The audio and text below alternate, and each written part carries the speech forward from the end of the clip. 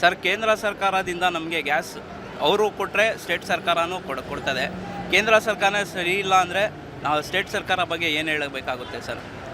LPG ಮತ್ತೊಂದು LPG auto ಅವರು ತುಂಬ ಕಷ್ಟದಲ್ಲಿದ್ದಾರೆ.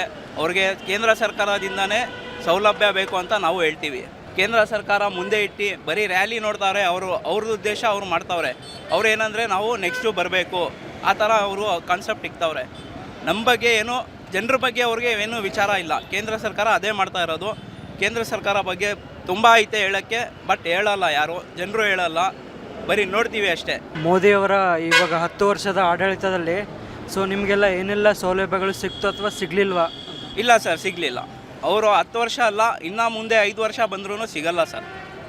ಏಕೆಂದರೆ ಅವ್ರದ್ದು ಫೆಸಿಲಿಟಿ ಅವ್ರು ನೋಡ್ತಾವ್ರೆ ಅಷ್ಟೇ, ಜನರ ಫೆಸಿಲಿಟಿ ನೋಡ್ತಾ ಇಲ್ಲ. ಮೋದಿಯವರು ಒಂದು ಘೋಷಣೆಯನ್ನು ಮಾಡ್ತಾರೆ, ಸಬ್ಕಾ ಸಾಥ್ ಸಬ್ಕಾ ವಿಕಾಸ್ ಅಂತ. ಆ ಘೋಷಣೆ ಅದು ಪರಿಪೂರ್ಣವಾಗಿದೆಯಾ ಅಂತ? ಸರ್, ಸಬ್ಕಾ ಸಾಥ್ ಸಬ್ಕಾ ವಿಕಾಸ್ ಅಂತ ಹೇಳ್ತವ್ರೆ, ಅವರು ಏನು ಸೌಲಭ್ಯ ಮಾಡಿಲ್ಲ. ಮತ್ತೊಂದು ಚಿಕ್ಕ ಮಗುಗಾಗಲಿ ಸ್ಕೂಲ್ ಬುಕ್ಸು ಕೊಡ್ತಾಯಿದ್ರು ಮೊದಲು. ಕಾಂಗ್ರೆಸ್ ಸರ್ಕಾರದಿಂದ ಸ್ಕೂಲ್ ಬುಕ್ಸ್ ಕೊಡ್ತಾಯಿದ್ರು. ಮೋದಿ ಸರ್ಕಾರ ಬಂದಾಗಿಂದ ಸ್ಕೂಲ್ ಬುಕ್ಸು ಫೆಸಿಲಿಟಿ ಏನೂ ಮಕ್ಳಿಗೆ ಸಿಗ್ತಾ ಇಲ್ಲ ಅಂದರೆ ನಮಗೆ ಸಿಗತ್ತಾ? ಕೇಂದ್ರ ಸರ್ಕಾರ ಆ ಥರ ಹೇಳ್ತದೆ. ಬರೀ ಅವ್ರದ್ದು ಸಬ್ಕಾ ಸಾಥ್ ಸಬ್ಕಾ ವಿಕಾಸ್ ಹೇಳುತ್ತೆ, 15 ಲಕ್ಷ ಅಕೌಂಟಲ್ಲಿ ಬರುತ್ತೆ ಅಂತ ಹೇಳಿದ್ರು, ಅದು ಬಂದಿಲ್ಲ. ಅದು ಹೇಳ್ದಂಗೆ ನಡ್ಕೊಳ್ತಾ ಇಲ್ಲ ಸರ್, ಬರೀ ಹೇಳ್ತಾವ್ರೆ, ಇನ್ನೂ ಒಂದು ಅಂದರೂ ಕಂಪ್ಲೀಟ್ ಮಾಡಿಲ್ಲ. ಕೇಂದ್ರ ಸರ್ಕಾರ ಇದರ ಬಗ್ಗೆ ಎಚ್ಚೆತ್ತುಕೊಳ್ಬೇಕಂದ್ರೆ ಏನು ಮಾಡಬೇಕು ಸರ್? ಕೇಂದ್ರ ಸರ್ಕಾರ ಮಾಡಿದರೆ ಫೆಸಿಲಿಟಿ ನಾವು ಅವ್ರಿಗೆ ಸಪೋರ್ಟ್ ಮಾಡ್ತೀವಿ. ನೋಡಿ ಸರ್, ಬಡತನದವರು ಇದ್ದಾರೆ, ಅವ್ರಿಗೆ ರೇಷನ್ ಕಾರ್ಡ್ ಇದೆಯಾ ಇಲ್ವಾ ಅಂತ ತಿಳ್ಕೊಂಡವರು ಯಾರೂ ಇಲ್ಲ. ಅವ್ರು ಏನು ಹೇಳಿದ್ರು, ಬೇಟಿ ಬಚಾವ್ ಬೇಟಿ ಪಡಾವ್ ಅಂತ. ಇವಾಗ ಏನಾಗಿದೆ, ಬೇಟಿ ಬಚಾವ್ ಅಂದರೆ ನೋಡಿ, ಇವಾಗ ಕಾಲೇಜ್ಗಳಿಗೆ ಓದ್ತಾರೆ ಮಕ್ಕಳು, ಅದ್ರ ಬದಲೇ ತಿಳ್ಕೊಳ್ಬೇಕು. ಅದು ಸರಿಯಾಗಿ ನಮ್ಮ ಗೌರ್ಮೆಂಟ್ ಕಾಲೇಜೇ ಅಂತ ತಿಳಿದ್ರೆ ಸರಿಯಾಗಿ ಪಾಠ ಮಾಡೋಕ್ಕೆ ಮತ್ತು ಗೌರ್ಮೆಂಟ್ ಸೌಕರ್ಯರಿಗೆಲ್ಲ ಒದಗಿಸಿದ್ರೆ ಮಕ್ಕಳು ಆಚೆ ಹೋಗಲ್ಲ, ಬೇರೆ ಕಾಲೇಜ್ಗೆಲ್ಲ ಹೋಗಲ್ಲ. ಏನಾಗುತ್ತೆ, ಅದು ಪರಿಸ್ಥಿತಿ ಚೆನ್ನಾಗಿರುತ್ತೆ. ಇವಾಗ ಅದ್ರ ಮೇಲೆ ಗಮನನೇ ಇಲ್ಲ. ಏನಿದೆ, ಏನಾಗ್ತಾ ಇಲ್ಲ ಅದ್ರ ಮೇಲೆ ಗಮನ ಇದೆ. ದೇಶದ ಜನರ ಮೇಲೆ ಗಮನ ಇಲ್ಲ ಸರ್. ಒಂದು ಘೋಷಣೆ ಸಹ ಮಾಡಿದರು, ಸಬ್ಕಾ ಸಾಥ್ ಸಬ್ಕಾ ವಿಕಾಸ್ ಅಂತ. ಇಲ್ಲ ಸರ್, ಸಬ್ಕಾ ಸಾಥ್ ಸಬ್ಕಾ ವಿಕಾಸ್ ಇಲ್ಲ ಸರ್, ಅದರಲ್ಲಿ ಇಲ್ಲ. ನಾನು ನಂಬೋದಿಲ್ಲ ಸರ್. ಸಬ್ಕಾ ಸಾಥ್ ಅಂದರೆ ಎಲ್ಲರ ಜೊತೆ ಕೊಡಬೇಕು ಸರ್. ಇವಾಗ ಏನು ಜನರ ಜೊತೆ ಎಲ್ಲಿದ್ದಾರೆ ಅವರು? ಸಬ್ಕಾ ಸಾಥ್ ಸಬ್ಕಾ ವಿಕಾಸ್ ಇಲ್ಲೇ ನೋಡಿ ಜಗಳ. ಹಿಂದೂ ಮುಸ್ಲಿಂ ಬೇರೆ ಇದ್ದಲೇ ಜಗಳ. ಹಿಂದೂ ಮುಸ್ಲಿಂ ಎಲ್ಲರೂ ಒಳ್ಳೆ ಚೆನ್ನಾಗಿದ್ದಾರೆ, ಇವರು ಬಂದು ಮಧ್ಯದಲ್ಲಿ ಜಗಳ ಮಾಡಿಸ್ತಾ ಇರೋದು ಸರ್.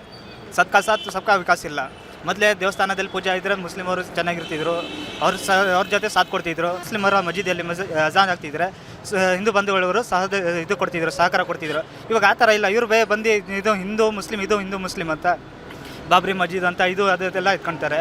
ಅದು ಜನರ ಹತ್ರ ಇರಲಿಲ್ಲ, ಇದು ಬಂದು ಆಗಿರೋದು. ಸಬ್ಕಾ ಸಾಥ್ ಇಲ್ಲ, ಸಬ್ಕಾ ವಿಕಾಸ್ ಇಲ್ಲ ಸರ್.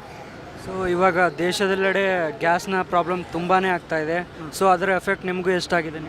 ಹೌದು ಸರ್, ಗ್ಯಾಸ್ ನೋಡಿ ಸರ್, ಏನೋ ಹೋಟೆಲೆಲ್ಲ ಏನೋ ಅದು ಬಿಡಿ ಪರಿಸ್ಥಿತಿ ಇಲ್ಲ. ಜನರ ಮನೆಯಲ್ಲಿರೋ ಒಂದೊಂದು ಗ್ಯಾಸ್ ಇರೋರು ಅವ್ರು ಎಲ್ಲಿ ಹೋಗಬೇಕು? ಹಳ್ಳಿ ಕಾಲದಲ್ಲಿ ಏನಾಗುತ್ತೆ, ಎಲ್ಲೋ ಸೌದೆ ಎಲ್ಲ ಎತ್ಕೊಂಡು ಬರ್ತಾರೆ. ಸಿಟಿ ಎಲ್ಲೇ ತೊಗೊಂಡ್ತಾರೆ ಸರ್. ಅದಕ್ಕೆ ನಮ್ಮ ಪ್ರಧಾನಮಂತ್ರಿ ಮೋದಿ ಅವರಲ್ಲ, ಅವ್ರು ಮಾಡ್ಕೊಂಡು ಬರಬೇಕು, ಆಚರಣೆಯಿಂದ ತರಿಸ್ಬೇಕು, ಕೊಡಬೇಕು, ಸಬ್ಗೆ ಮನೆಗೆ ಕೊಡಬೇಕು. ಯಾರ್ಯಾರು ಗೊತ್ತೆ ಎಲ್ಲ ಅವ್ರಿಗೆಲ್ಲ ಕೊಡಬೇಕು ಸರ್. ಇವಾಗ ಯಾರು ಎಲ್ಲಿ ಕೊಡ್ತಾರೆ? ಇಲ್ಲಿ ಕೇಳ್ರೆ ಗ್ಯಾಸ್ ಅವ್ರಿಗೆ ಕೇಳಿದ್ರೆ ಅಲ್ಲಿಗೆ ಹೋಗಿ ಕೇಳ್ರಿ, ಅಲ್ಲಿಗೆ ಹೋದರೆ ಇಲ್ಲಿ ಬರ್ರಿ ಅಂತ ಕೇಳು ಅಂತಾರೆ. ಯಾರ್ದು ಅಂತ ಹೋಗಿ ನಾವು ಕೇಳೋದು?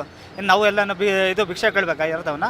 ಇಲ್ಲ ಹೊಟ್ಟೆ ಪಾಡಿಗೆ ಕಲ್ಲಿಕೊಂಡು ಮಲ್ಕೊಳ್ಬೇಕು ಅಷ್ಟೇನಾ? ಸರಿಯಾಗಿ ಗ್ಯಾಸ್ ಎಲ್ಲ ಬರಬೇಕಂತ ನಾವು ಕೇಳ್ಕೊಳ್ತಾ ಇದ್ದೀವಿ ಅಷ್ಟೇ ಸರ್.